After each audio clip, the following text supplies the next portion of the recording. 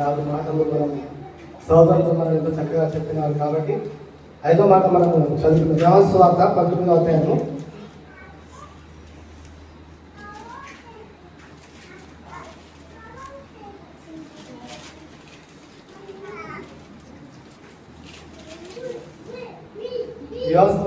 19వ అధ్యాయం 28 చదువు. లేఖనము నెరవేరినట్లు నేను తప్పికొంచున్నాను. చిన్నగా ప్రార్థన చేసుకున్నాను.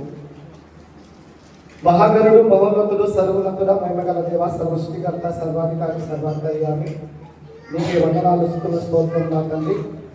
నానా గడిచిపోయిన కాలమంతా మమ్మల్ని కాచి కాబట్టి సజీవ రేపు నిలబెట్టి తండ్రి నాన్న విధానం తండ్రి ఆయన గుడుహని రోజు సందర్భంలో నా తండ్రి ఆయన నీ మా కొరకు సేవ కోసం తండ్రి నీ ప్రాణం త్యాగం చేస్తాను తండ్రి నీ వందనాలు నాన్న. ఈ 5వ మాట ద్వారా నా తండ్రి నాయన నీ వాక్యంతో మీరు మాట్లాడమని అడుగుతున్నాం తండ్రి. చక్కగా 4 మాటలు మీరు మాట్లాడినారు తండ్రి. ఆయన 5వ మాట కూడా మీరే మాట్లాడి తండ్రి నాయన మా హృదయాలను తండ్రి నాయన ఫలింపజేయమని అడుగుతున్నాం నా తండ్రి. మీ పరిశుద్ధాత్మతో తండ్రి మీ వాక్యాన్ని తండ్రి నాయన మాట్లాడి మా మనుషులతో తండ్రి నాయన వాక్యాన్ని ఉంచుకొని వాక్యాన్ని ప్రవర్తించే జ్ఞానాన్ని అనుగ్రహించమని నీకే ఘనత మహిమ ప్రభావం చెల్లించుకుంటూ యేసునామములో సమస్తం అడుగుతున్నాం నా పరమ తండ్రి. ఆమేన్.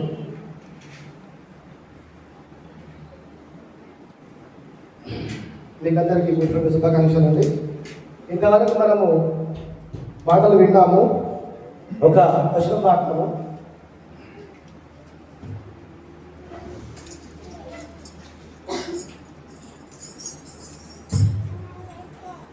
లేఖనము నెరవేరుటకై ఈ లోకము పాపము మోయుటకై లేఖనము నెరవేరుటకై ఈ లోకము పాపము మోయుటకై పావనుడే రాత్రమును గల పావనుడే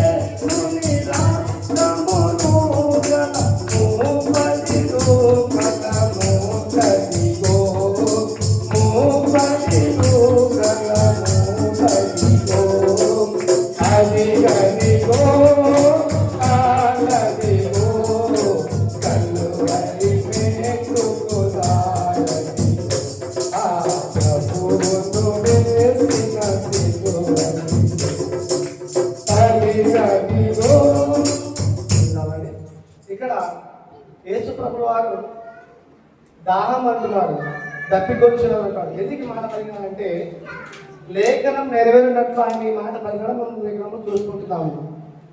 ఇక్కడ ఆయన అంటున్నాడు లేఖనం నెరవేరినట్లు ఆయన తప్పికొచ్చున్నాడు అన్నాడని ఇక్కడ చూస్తున్నాము. ఎందుకు ఆయన తప్పికలిగింది అంటే ఆయన మన కొరకు తప్పికొచ్చున్నాడు, ఆయన తప్పికలు కాదు. అలనాడు సమరయ స్త్రీ వచ్చింది, అక్కడికి వచ్చాడు. ఏమన్నాడు? నాకు దాహం అమ్మ అన్నాడు. ఆమె ఏమనింది? నీవు యూదుడవు, నేను సమరయురాలిని, నాకు నీకు పొత్తు లేదని చెప్పింది. కానీ ఆయన దేవుడు కాబట్టి ఆమె ఏం చేసి మొత్తం ఆమె చరిత్ర మొత్తం ఆయనకు తెలుసు.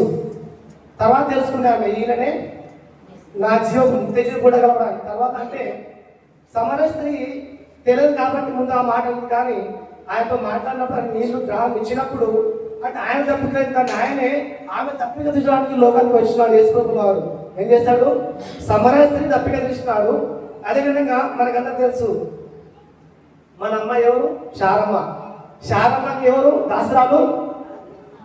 చెప్పాల స్త్రీలు ఆగారు. చక్కగా వెళ్ళిపోయారు. ఆగారు ఎక్కడికి వెళ్ళి అరణ్యం వెళ్ళిపోయింది. ఇల్లు వెళ్ళిపోయాక నాకేమవుతో వదులుకొని వెళ్ళిపోయింది ఆమె మార్పు తీసుకొని.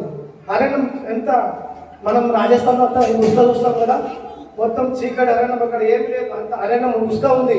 నీళ్ళున్నాయా? నీళ్ళు కానీ దప్పిక అయింది. కొడుకు అల్లాడుతున్నాడు. తల్లి దేవుడిని మొరపెట్టుకుంది. ఏం చేసింది ఆమె? అప్పుడు దేవునికి పేరు పెట్టిందట. చుచ్చున్న దేవుడు అయ్యాను అని ఏం చేసింది? శారమ్మ శాస్త్రం ఏం చేసింది? ఆగరమ్మ దేవునికి పేరు పెట్టింది. అప్పుడు దేవుడు పైన చూస్తాడు ఆమె బాధ, ఆమె వేదన. ఎందుకు వెళ్తున్నావమ్మ నువ్వు? నేను జీవం కూడా అరణ్యంలో ఇసుకలో ఏం చేస్తాడు దేవుడు? నీటి బుగ్గ పుట్టించాడంట. ఆమెన్. నీటి ఆ అరణ్యములో ఇసుక ప్రాంతం మొత్తము ఏది లేదు, అరణ్యము గాలి అంత వేడిలో ఇప్పుడు ఎండాకాలం చాలా భయంకరమైన వేడి ఉంది. ఇంత వేడిలో ఇక్కడ నీళ్ళు కావాలంటే కూడా మనకి చాలా కొదవ నీరు.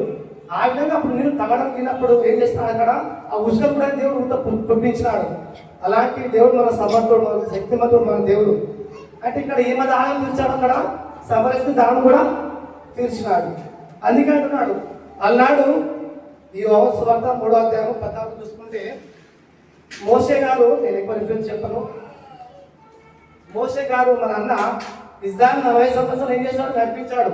ఈ దగ్గర అన్ని 40 సంవత్సరాలు నడిపించాడు. వాళ్ళకి ఏం చేయలేదట, బట్ట కూడా మాయలేదు, చెప్పులు కూడా అరిగిపోలేదు. కానీ అక్కడ ఏం జరిగిందంటే పాముతో కాటేసి ఏం చేసి అందరూ చనిపోతున్నారు. భయంకరంగా ఇజ్రాయెల్తో చనిపోతున్నప్పుడు దేవుడు మోషేతో ఒక మాట చెప్పాడు. ఏమంటున్నాడు, నువ్వు ఒక ఇతర సర్పంచ్ నిలబెట్టు, ఎవరు దాన్ని చూస్తేవాడు బ్రతుకుతాడు అంటున్నాడు. అంటే ఈ సాతాను, మనం ఈ లోకంలో ఉన్న మనమంతా ఏం చేస్తాం, ఇప్పుడు సాతాను కాటికి గురైన వాళ్ళం మనమంతా. మనం కూడా ఈ లోకం ప్రపంచం అంతా సృష్టి మొత్తము సాతాను కాటికి గురైంది. కాబట్టి అలనాడు ఇంత సర్పాన్ని ఆయన ఏం చేస్తాడు, ఎత్తాడు. ఇప్పుడు ఎవరున్నారు మనకి, యేసు ప్రభు కట్టె మీద వేలాడేయబడ్డ, శిలువ మీద వేలాడేయబడ్డాడు. మన కొరకు ఏం చేస్తున్నాడు, ఆయన దప్పికొచ్చున్నాను అంటున్నాడు. ఆయన దాహము ఎవరి కొరకు, మన కొరకే. ఆయన ఆత్మదాహం గురించి మాట్లాడుతున్నాడు. ఆయన శరీరాసనం తప్పి కాదు ఆయనకి. ఎందుకంటే ఆయనని నిత్యజీవం మూటగలవాడు, నిత్యజీవం జలాలు ఇచ్చేవాడు. ఆయన ఎంతమందికి అరణ్యంలో చుట్టారు. ఒకసారి తప్పికొన్నప్పుడు బండలు కొట్టమంటే కూడా అక్కడ కూడా నీళ్ళు వస్తాయి. మోసగా చెప్పినప్పుడు చాలా రిఫరెన్స్ ఉన్నాయి, కానీ అంత సమయం మనకు లేదు. కానీ మోస ద్వారా బండ మీద కొట్టినప్పుడు బండ మీద నీటి కుక్కలు వస్తాయి. ఆ విధంగా ఇజ్రాయెల్ దాహం తీరుస్తాడు. ఇప్పుడు సర్పము ఇతరులు పెట్టినప్పుడు అంతా చనిపోతున్నప్పుడు వాళ్ళు ఏం చేయాలంట, ఆ సర్పాన్ని చూస్తే, అయితే నిలబెట్టిన సర్పాన్ని చూస్తే అందరూ బతుకుతారు అంటున్నాడు. ఇప్పుడు ఈ లోకంలో మనం జీవిస్తున్నాం, మనమంతా సాతాను కాదు గురైన వాళ్ళము, అపవాది గురై చనిపోయిన వాళ్ళము. కానీ మనం బ్రతకాలంటే, ఆత్మగా మనం బ్రతకాలంటే, ఇంత జీవం మనం బ్రతకాలంటే ఆ సులభంగా వేలాడబడుతున్న మనకు యేసును మనం అందరం చూడాలా. అప్పుడే మనం కూడా బ్రతుకుతాము, అప్పుడే మనకు ఆ దాహం తీరుతుంది. అందుకంటున్నాడు, నేను తప్పికొచ్చున్నాను అంటున్నాడు. ఆయన తప్పిక నా కొరకు నీ కొరకే. కాబట్టి మనమందరం కూడా ఈ లోకం అనే పాపాన్ని వదులుకొని ఆ నిత్యజీవ పాటగారు వాడు యేసుప్రభు. కాబట్టి ఆయన చూస్తూ ఆయన మన కొరకు తప్పికొంటున్నాడు. కాబట్టి మనం ఏం చేయాలా, ఆయన కొరకు తప్పికొనాలా, ఆయన కొరకు బ్రతకాల. ఆయన కొరకు ఏమంటున్నాడు, ఉచితంగా ఇచ్చాడు నిత్యజీవం జలాలు ఉచితంగా. అంటే రక్షణ మనకి ఏం చేస్తున్నాడు, కేవలం కృప ద్వారా మనకు రక్షణ ఇచ్చాడు, ఉచితంగా మనకు రక్షణ ఇచ్చాడు. ఆయన ప్రాణం దారిపోతాడు. ఆయన ఏమంటున్నాడు, శిలువలో సహోదరులకు చెప్పారు, శిలువ వేశారు, మేకులు కొట్టారు, తల మీద మునకిరీటం పెట్టారు, రక్తము ఏరుడై పారుతుంది. ఆయన తీసుకెళ్ళినప్పుడు ఏం చేస్తున్నారు, వీధిలో రక్తం అయిందంట, రక్తం మీద కారిపోతుందంట. ఆ విధంగా దేవుడు మనకు శ్రమపడి అది రక్తాన్ని దాచినాడు. ఆయన ఒంట్లో ఉన్న నీళ్లు రక్తం అంతా దారిపోసాడు మన కొరకు. అలాంటి దేవుడిని మనం కూడా చూస్తే మన తప్పిక తీరుతుంది. మన తప్పిక తీరాలంటే ఎలాగైతే వేలబడిన క్రీస్తు మనం చూసినప్పుడు అప్పుడే మన తప్పిక తీరబడుతుంది. మనము ఆయనకి విశ్వాసం నుంచి ఆయన కొరకు బ్రతికినప్పుడే మనకు కూడా తప్పిక తీరుతుంది. మన తప్పిక తీరాలని ఏం చేయాలి, మనము యేసు ప్రభుని చూడాలి. శిలో మన కొరకు చనిపోతున్న ప్రభుని చూస్తేనే మన దాహం తీరుతుంది. లేకపోతే ఈ లోకం మనం ఏం చేస్తాము, అపవాదైనా సాతాను పాము గురికి మనం కాటైపోయి ఈ లోకం పడిపోయి, ఎలాగైతే ధనవంతుడైనా ఎక్కడ పడ్డాడు, నరకంలో పడిపోయి. ఏమంటున్నాడు, అబ్రహాము కుమారుడా లాజరు ఒక ఏం చేస్తున్నాడు, ఒక బొట్టు నీళ్లు కావాలంటున్నాడు. అక్కడ పోయినాక నీళ్ళేం దొరకవు. ఇక్కడ ఉన్నప్పుడు మనం నీళ్ళు తప్పిక తీసుకోవాలా. ఎప్పుడైతే మనం ప్రభు కొరకు బ్రతుకుతామో, ప్రభు చూస్తామో ఈ లోకంలో, ఆ శిలువ చూసి మనము ఆయన కొరకు బ్రతుకుతేనే మనం కూడా దాహం తీరుతుంది. ఆ సాతాను కాదు, ఆ విష బలంలో పోవాలంటే మనం క్రీస్తుని చూడాలి. అప్పుడే మనం కూడా విడుదల, అంతే జీవం జల పూట మనలో ఆయన ఇస్తాడు.